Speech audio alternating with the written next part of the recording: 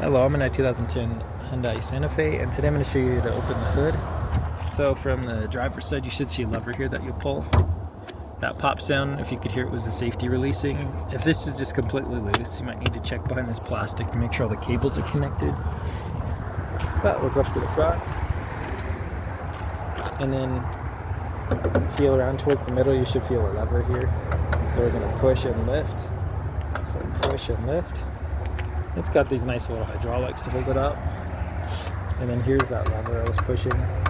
Make sure nothing's bent or broken, nothing's stuck in here that needs cleaned up for debris. If it's really sticking, maybe some WD-40 to loosen this. And then up top here is where it's hooked onto. Again, make sure nothing's bent or broken.